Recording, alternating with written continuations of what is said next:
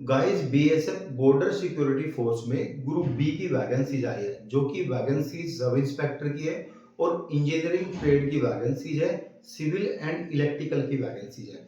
आज हम इस वीडियो में डिस्कस करेंगे इसके सिलेबस के ऊपर, पीईटी एंड पीएसटी के ऊपर, डीबी एंड मेडिकल के ऊपर। यहाँ पे हम स्टेप वाइज स्टेप डिस्कस करेंगे कि पहले आपका क्या होगा, सेकंड फेज में आपका क्या होगा, third phase and fourth phase में आपका क्या होगा और आपका सिलेक्शन कैसे होगा, एग्जाम में क्या आएगा, तो कैसे आपको पढ़ना है, कैसे नहीं पढ़ना है, सारी चीजों के बारे में हम यहाँ पे डिस्कस करेंगे। अगर आपको ये बेसिक जनरल इंफॉर्मेशन है, कुछ समझ में नहीं आता है, तो सिलेबस के बारे में आप मुझसे पूछ भी सकते हैं, क्या सिलेबस आएगा, कौन सी बुक पढ़नी है, उसके बारे में मैं नेक्स्ट वीडियो में डिस्कस करूंगा।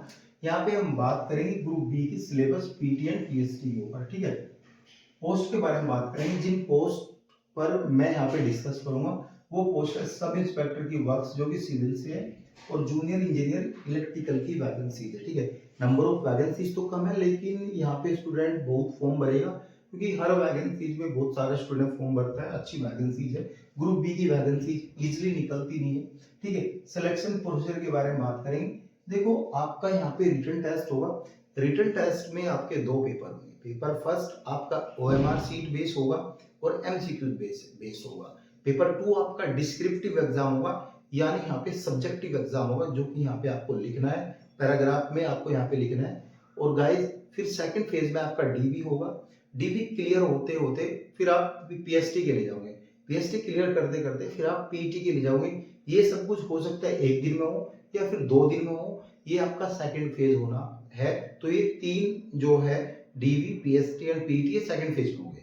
थर्ड फेज में हम बात करेंगे, आपका प्रैक्टिकल एग्जाम होगा कि आप पे काम आता है या नहीं आता है। यहाँ पे क्वेश्चन आंसर डिस्कस किए जाएंगे और गाइस थोड़ा काम भी करवा कर देख सकते हैं, और यहाँ पे कुछ एक्सपेरिमेंट भी करवा के देख सकते हैं, जो कि आपका ट्रेड टेस्ट और प्रैक्टिकल टेस्ट होगा।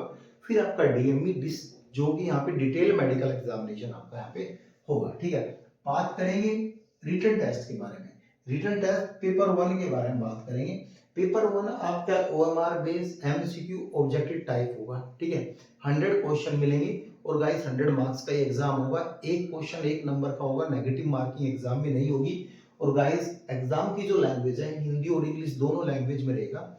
जो भी आपको समझ में आता है वो आप यहाँ पे लिख सकते हो। हालांकि एग्जाम में इंग्लिश नहीं रहेगा, तो सारा पेपर यहाँ पे एक साइड हिंदी में या एक साइड इंग्लिश में ऐसा रहेगा, या पहला क्वेश्चन पहले यहाँ पे इंग्लिश में आएगा, फिर सेम ही क्वेश्चन ट्रांसलेट होकर रिपीटेड आपका हिंदी में आ जाएगा। ऐसे भी आ सकता है। टाइम आपको 1 घंटा 30 मिनट मिलेगी।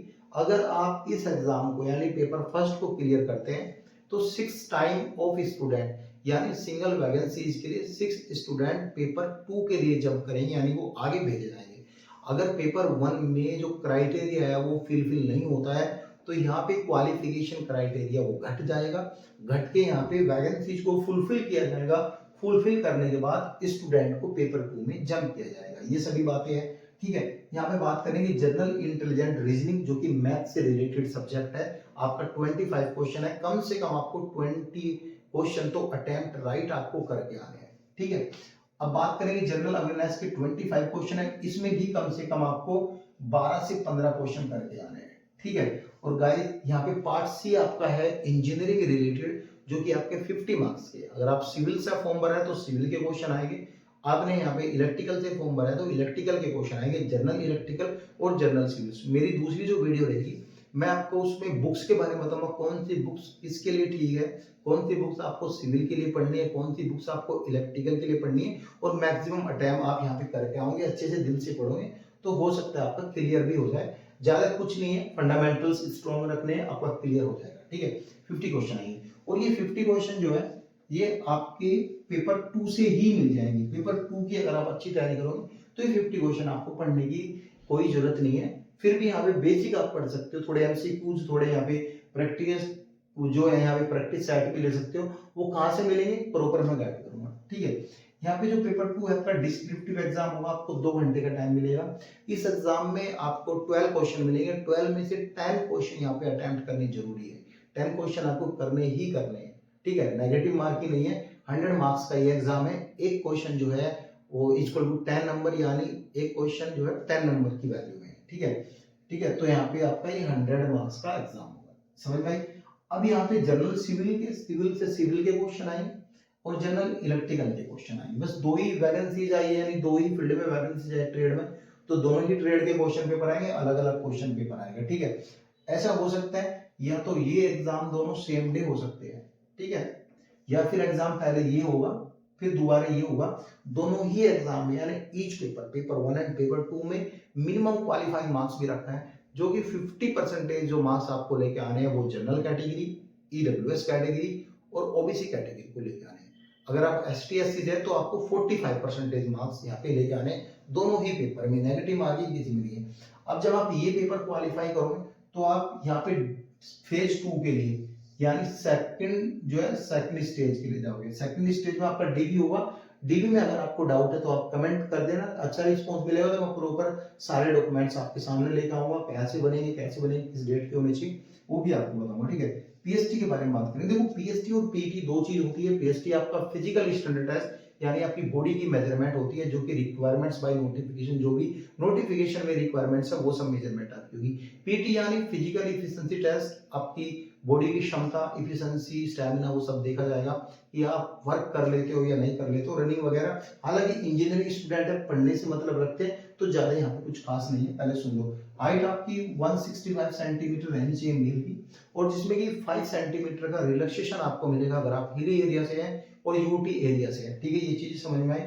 ठीक है, चेस्ट मेल की जो है 76 से लेके 81 सेंटीमीटर। 81 जब आप सांस भरते हो ऊपर को तो जब आपकी चेस्ट फूलती है, जब उसकी मेजरमेंट 81 सेंटीमीटर होनी चाहिए। और नॉर्मल में आप जैसे मैं खड़ा हूँ, आप खड़े हैं, तो नॉर्मल में आपकी 76 सेंटीमीटर होनी चाहिए। और जिसमें 2 सेंटीमीटर में आपका रिलैक्सेशन भी मिलेगा, जो कि स्टूडेंट 20 ईयर से नीचे हैं उनको 2 सेंटीमीटर का रिलैक्सेशन मिलेगा। फीमेल की बात करते हैं, फीमेल भी यहाँ पे 157 सेंटीमीटर होनी चाहिए। आप किसी भी एरिया से हो, हिली से हो, यूटी से हो, यूपी से हो, दिल्ली से हो, हरियाणा से हो, हिमाचल प्रदेश से हो, कहीं से भी हो, किसी भी स्टेट से हो, आपकी हाइट कम से कम 57 सेंटीमीटर होनी चाहिए। ठीक है, और आपका वेट जो है 46 केजी से ऊपर होना चाहिए। और मेल का वेट एज पर हाइट मेजर किया जाएगा, ज्यादा भी अच्छा वेट नहीं होना चाहिए, वो आप देख लेना। वेट जो है एवरेज रखना, आपको ज्यादा नहीं रखना। पीटी के बारे में बात करें, रनिंग के बारे में, आपकी 1600 मीटर बोल सकते हैं, 1.6 किलोमीटर यहाँ पे आपको रन करना है 7 मिनट में। ठीक है, वहीं पर फीमेल को 800 मीटर 5 मिनट में रन करना है। कोई ज्यादा बड़ा काम नहीं है, एग्जाम को क्लियर होने दो। आप 15 से 20 दिन में और डे में 2 टाइम्स आप रनिंग करके इजीली क्लियर कर सकते हो, कोई हार्ड नहीं है। ठीक है, इजीली क्लियर हो जाएगा। लॉन्ग जंप के बारे में बात करें, 11 फीट आपको मेल को करना है, 8 फीट आपको यहाँ पे फीमेल को करना है। आपको इसमें 3 चांस मिलेंगे, 3 चांस में जो भी आपको यहाँ पे फाउल नहीं हो रहा है, अच्छे से आपको करना है। ठीक है, ऐसे ही आपको हाई जंप करना है, 3.5 फीट यहाँ पे मेल का और 2.5 फीट आपको फीमेल का करना है हाई जंप, और इसमें भी आपको 3 चांस मिलेंगे, अच्छे से आपको ये भी करना है। ठीक है, अब बात करेंगे मेडिकल का। देखो मेडिकल में बहुत सारी चीजें हैं, आपकी नी देखी जाएगी, आपके फुट देखे जाएंगे, फ्लैट तो नहीं है, नी जो है आपस में जो है मिल तो नहीं रही है, आपके हैंड देखे जाएंगे, प्रॉपर वाइब्रेशन तो नहीं हो रही है, आपकी आईज देखी जाएगी, कलर विजन देखा जाएगा। तो कलर विजन में अगर आपकी नियर आईज में अगर आप N6 है तो बेस्ट है, अगर आपकी रोस्ट आईज बेकार आईज है, आपकी N9 है तो बेस्ट है। नो डाउट कि बेटर आईज और रोस्ट आईज उसमें दी हुई है, तो ये दोनों बेस्ट है। आपके पास स्पेक्स है नहीं है कोई मैटर नहीं करता, जो डिमांड्स नोटिफिकेशन में मांगी है वो अगर आप फुलफिल कर रहे हो, आप चाहे 2 चश्मे लगा रहे हो, कोई भी मैटर नहीं करता भाई। इंजीनियरिंग स्टूडेंट हो जाता है, ऐसा कोई नहीं, उनको तो बस अपनी अपनी रिक्वायरमेंट्स पूरी करनी है। चश्मा लगा या नहीं लगा उसको उससे कोई मतलब नहीं। टैटू का एरिया आपका विजिबल टैटू नहीं होना चाहिए, 1/4 का जो टैटू है वो होना चाहिए, अगर है तो ये टैटू होना चाहिए। ठीक है, एक बार आप पढ़ लेना, अगर नहीं समझ में आता तो डिटेल मेडिकल एग्जामिनेशन के ऊपर मैं एक वीडियो बना दूंगा। ये पैराग्राफ जो है पैरा 4.D डेल्टा में मिलेगा, नहीं 4D में मिलेगा, सब पैरा डी का, तो ये आप पढ़ लेना। फिर भी कुछ भी चीजें अगर आपको समझ में नहीं आता है, माइंड में नहीं बढ़ती है, तो आप एक बार कमेंट कर सकते हो, अच्छा रिस्पॉन्स मिलेगा तो मैं डेफिनेटली आप लोगों को सपोर्ट करूंगा। Thank you.